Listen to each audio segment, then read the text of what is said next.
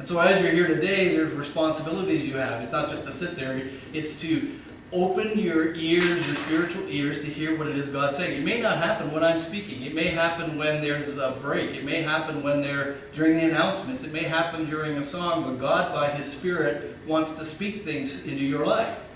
And you know how God is. God is pretty smart. How many people know that God is smart? And God knows that one of the reasons we do what we do is pretty practical.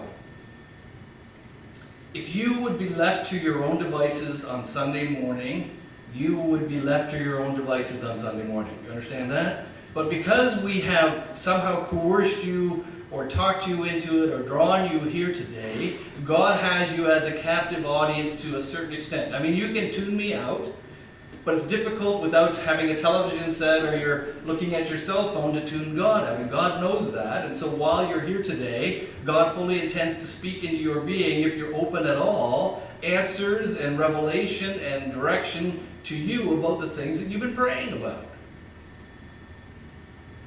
Because we all say, God, I really want your will. I'm just going to get up tomorrow morning. I'm just going to spend hours with you. We're just going to spend, but that never happens. This is the real world. That just doesn't happen.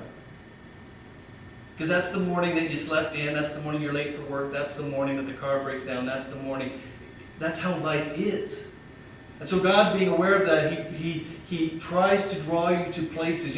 When we read the 23rd Psalm, it says, "And He leadeth me beside the still water. He restores my soul." Right? He does it on purpose. He needs to get you out of the busyness of your life. He needs to get you out of your regular routine. He needs to get you out of those things so that He can implant in you something that will be of substance, something that comes from the Spirit of God. On the way here, we were driving along, and all of a sudden I said out loud in the car, I said, "We are just spirits in a material world," just like that song. And Mel looks at me like, "What? What's that?" And that's the reality of it, right? Is in the Garden of Eden, when we were created in God's image, it was perfect. We were physical beings, we were spiritual beings, we had a soul, and we walked in unity and harmony with God. And God walked with Adam and Eve in the cool of the day. It was great, right? Just like when you get together with your friends, and there was God, and they just walked through the garden, and just think how great it was. And they walked through the garden, and they talked about stuff, and Adam would say, "Oh, I called that one there a donkey," and "Oh, that's great, Adam, I like that, that's kind of cool," because Adam was the one that named all the animals, right? It wasn't God.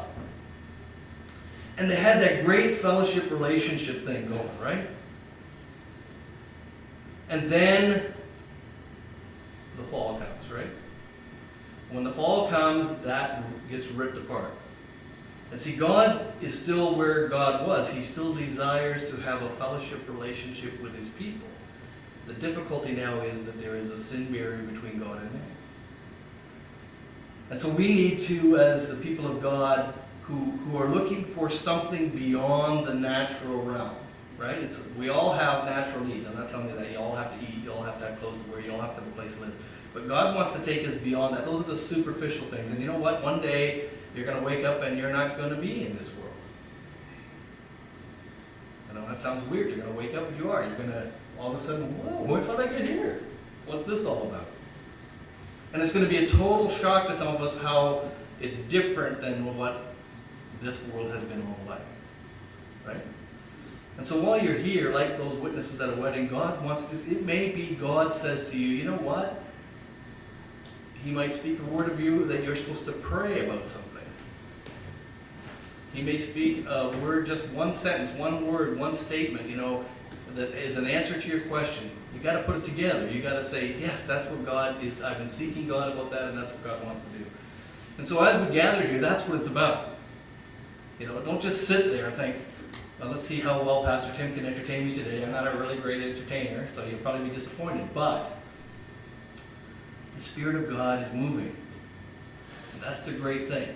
And all that separates us from great people of faith, as in Hebrews 11, is a willingness to listen to His voice and respond to His leading. That's all that separates us